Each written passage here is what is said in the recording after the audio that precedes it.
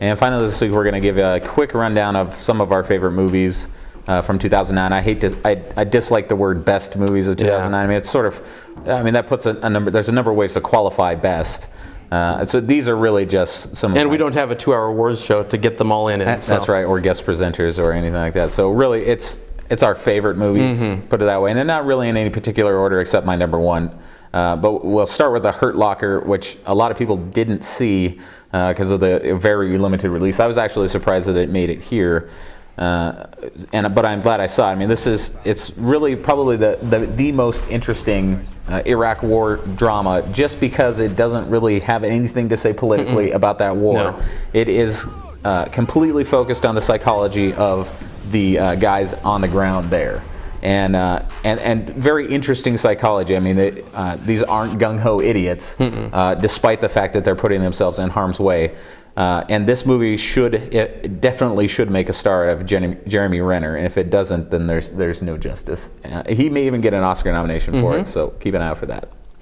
And one on my list is from almost a year ago now. It came out at the very beginning of January of this year, and it was Taken with Liam Neeson. And I mean, there's a lot to like about this movie, and sometimes critical movies are good, but you can't watch them a lot. Taken was one of the movies that it speaks highly of a movie if I will actually buy it after I've seen it in theaters. And Taken was one of those.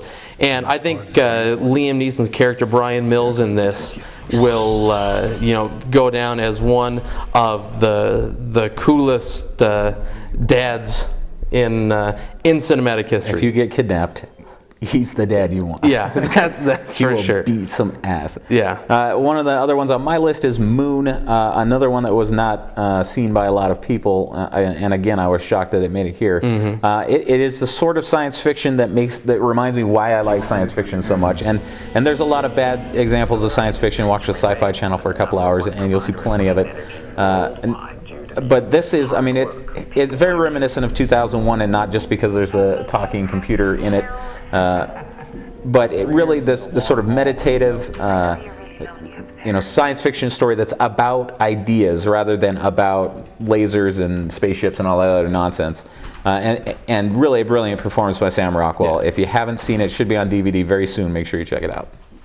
And next is one that I'm pretty sure that everybody's seen at least once, and that is Up. And this is one of the films that not only did very well in the box office, but also has done very well critically. It speaks highly of a movie if adults start crying through the opening sequence of this. It's a very touching movie, but it's also very funny. I think it's one of those that Pixar hit another one out of the ballpark, because they do so well with getting stories that adults and children will watch together. And I think that's the reason they do so well financially and critically. And another one on my list is Inglourious Bastards, because I just love the Tarantino.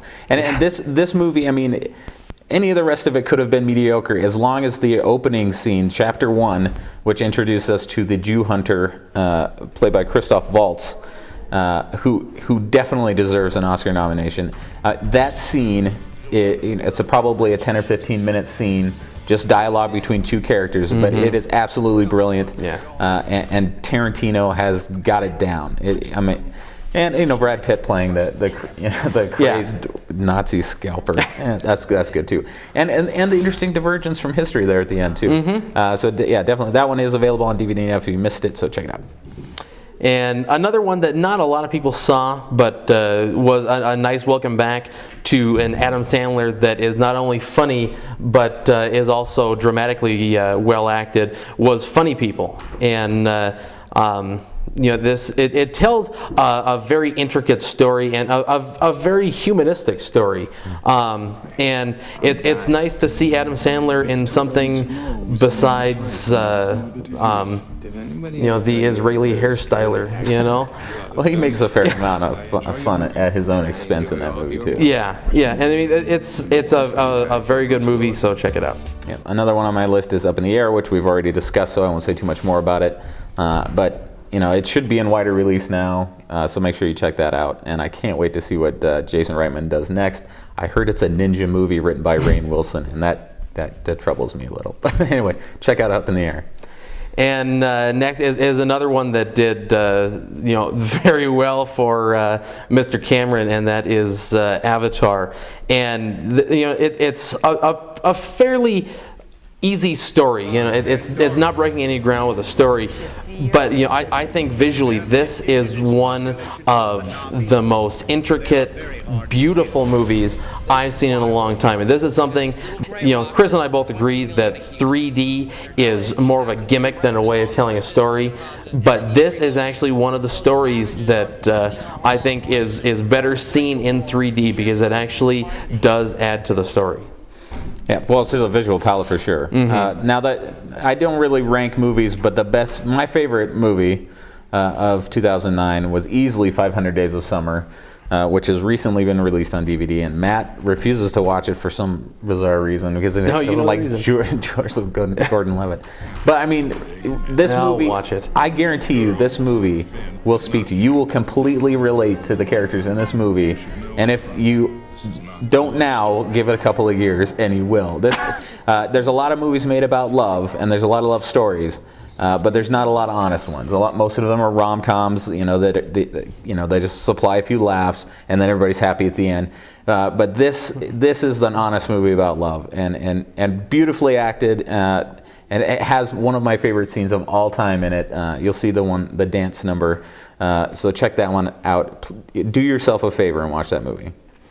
And finally, this wasn't my favorite movie of the year. Mine was in no random order. But District 9 was a sci-fi movie that it really it really kind of went back to sci-fi of another age. That this really brought you into another world, and there was a fair amount of action in it, but it blended a story seamlessly. And this is another one that was visually amazing just because of the these giant cockroach-looking aliens in this, but they never seem out of place, even in the real world that we know of. And it had another element of old sci-fi, which is using sci-fi to tell social commentary. And this was pretty heavy-handed anti-apartheid message in it. But it was still a very good movie, not only from the acting but also visually. The one who is the star, I guess, of this has actually gone on. He's going to be in the new A-Team movie, so hopefully that'll bode well for it. So yeah, we'll see.